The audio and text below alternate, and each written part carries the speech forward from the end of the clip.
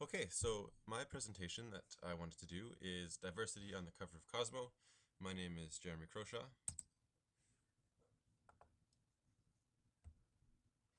So essentially what I did is this presentation looks at a review of various covers of Cosmopolitan magazine and the diversity of the models represented, as well as the degree of social inclusion perceived by the headlines.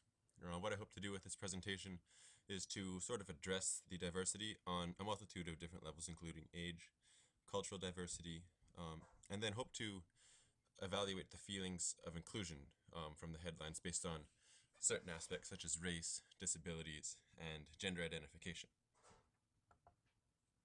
The main method I went out to do this by was I showed I had roughly 12, well, exactly 12, so exactly 12 Cosmopolitan magazines from the past 4 years, and I showed them to 20 different people. I tried to address varying demographics, including race, age, and gender. Gender was split 50-50, 10 female, 10 male. And I asked them to reflect on how they felt about the cover through a variety of questions that I'll go over shortly. So after compiling the results from the questions, the major points made by the participants were that there was no diversity in race and profession and very minimal diversity in age of the models. The headlines often pervade ideas of what the people who I asked thought was promiscuity and heterosexism.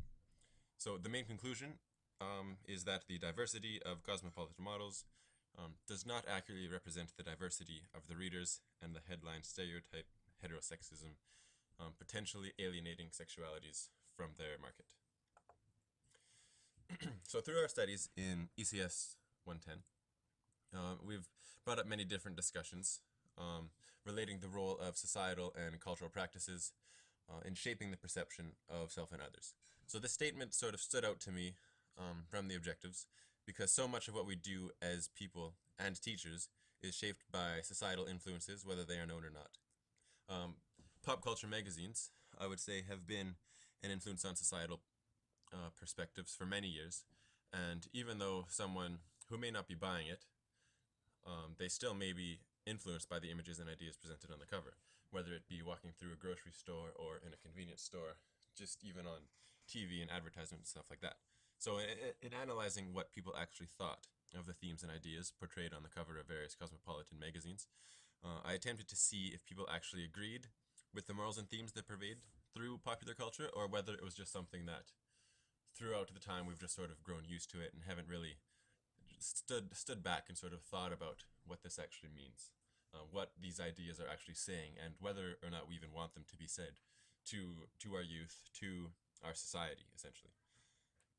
So sort of, I want to examine the role of schooling, societal and cultural practices in shaping our perceptions of self and others. So sort of what sort of role do these Cosmo magazines, these ideas that we're purveying through pop culture magazines, what sort of a role do they have on our students, on classmates, on fellow teachers? What sort of role do they have in the way that we teach the students? How does that come through, whether contextually or sort of subconsciously? So the methodology that I had, the main strategy I used was through the questionnaire. The 20 people I sampled were of various ages and races, and I showed them 12 randomly selected cosmopolitan covers. They're published within the past 4 years. The gender distribution, as I said before, was equal parts male and female, and the participants were sort of asked to reflect on the covers through the series of questions. I couldn't really, the anonymity was maintained because some of it was quite touchy, just sort of in the information that people wanted to make public about themselves. So there are no names given in this presentation from the 20 people who I asked.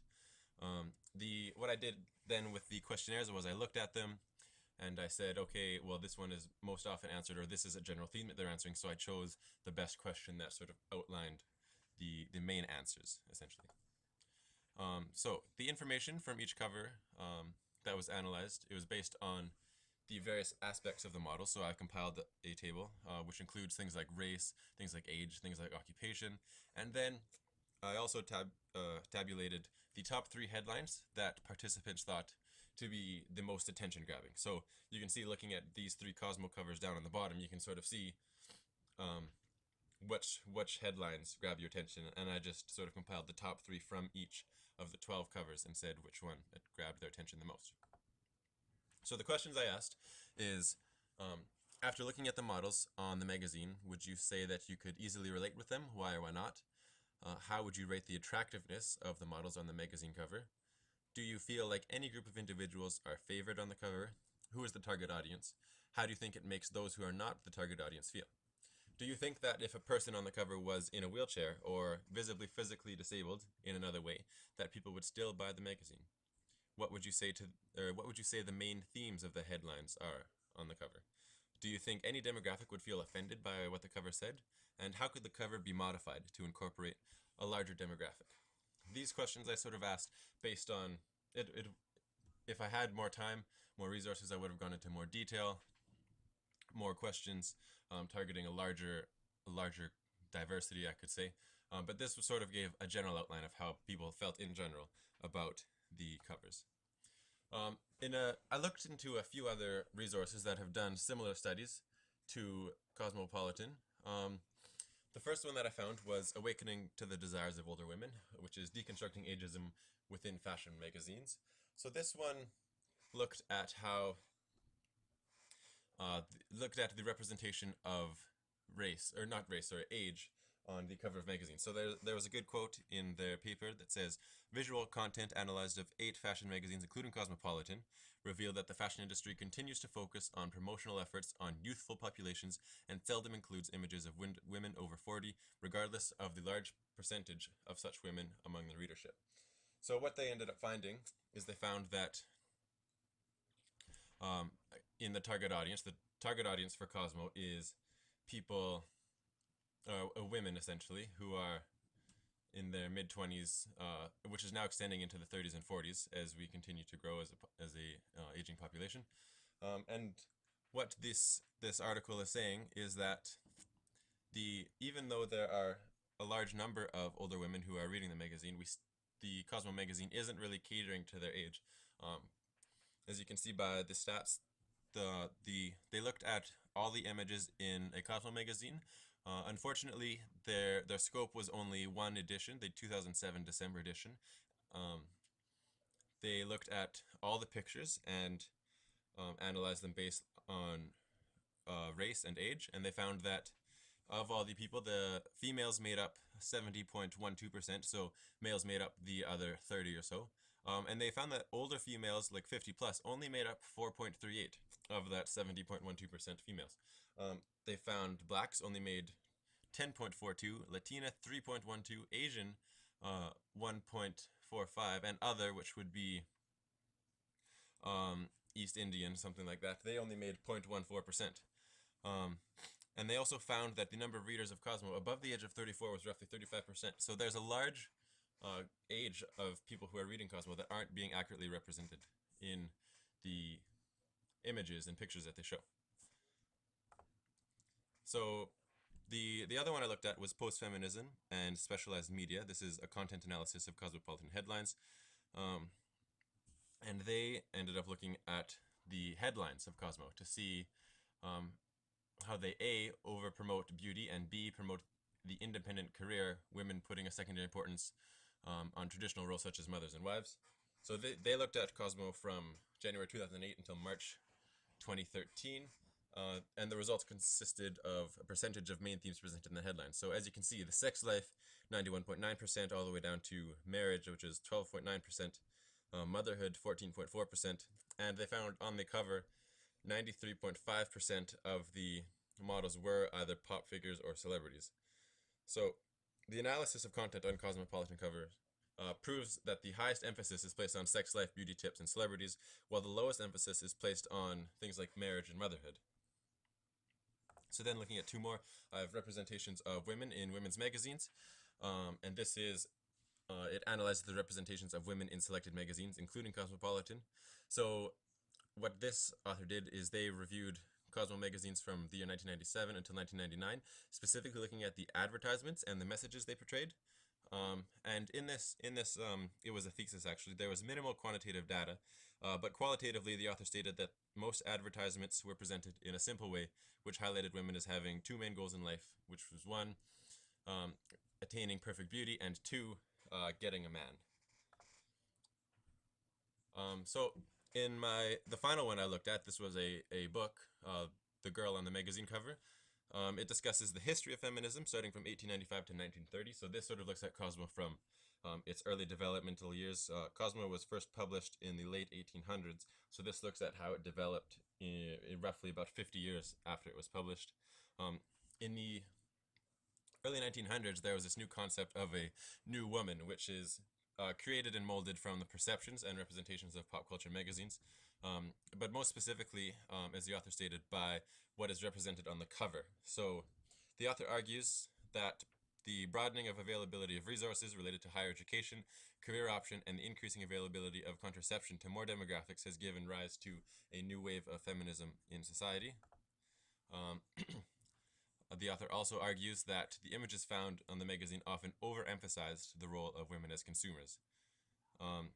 So I just thought it was important to look at this one as well to see how Cosmo sort of developed. In 1886 it was first published, and then how these sort of stereotypes that have been prevalent there are still, around today. You can see in the 1934 April edition they have a woman fairly glammed up with a rose. Still sort of working on the beauty aspect of the models.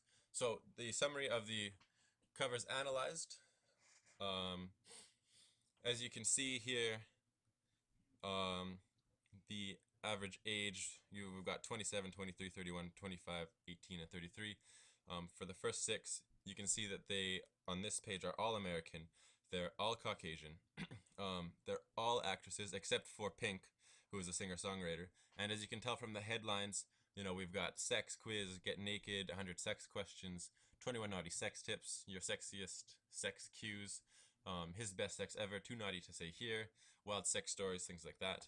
And then the latter six of them, we've got one Canadian, the rest American, and then they have Adele, who is from Britain, so there's a bit of diversity there, minimal though. So we have all Caucasian, singer-songwriter, singer-songwriter, singer-actress, model, actress, singer-songwriter, and you can tell epic sex, flat abs, great butt, speak his sex language, 4 cents, no guy can resist, feel more pleasure, seduce him, 100 best sex tips. It goes on and on. You can see that a theme is generating here.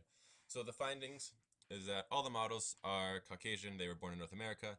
The age of the cover models varied from 18 to 33, with the median age being 25.67, so that was the average age of the models. All the cover models were either actresses, musicians, or professional models. The top 3 headlines selected by participants were about a pleasing sex life, looking sexy, and relationships with men. So here are some typical answers to some questions. After looking at the models on the magazine, would you say that you could easily relate to them? Why or why not?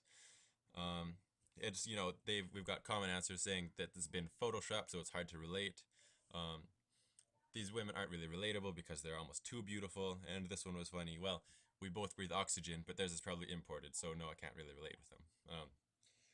Then, how would you rate their attractiveness? We've got they are very attractive, they are too attractive, almost not human. And then we've got one that says, I wish all girls were this hot. Do you feel like any group of individuals are favored on the cover? Who is the target audience? How do you think it makes those who are not the target audience feel? We've got somebody saying pretty white girls targeting pretty white girls. That's the audience. It makes me want to be an American supermodel. I sometimes wish there were models I could relate to in more of a physical sense as a woman. There's this large gap that we're starting to see between sort of the models on covers and the average demographic in society. And then the last question on this page, do you think that if a person on the cover with a wheelchair had another obvious physical disability, that person would still buy the magazine? Maybe out of sympathy you'd buy it. I want to think that people would, but probably not so much. As a woman, I wouldn't be able to appreciate the styling as much on a non-typical body, which is awful to say, but maybe that's just part of the reason that they are attractive people.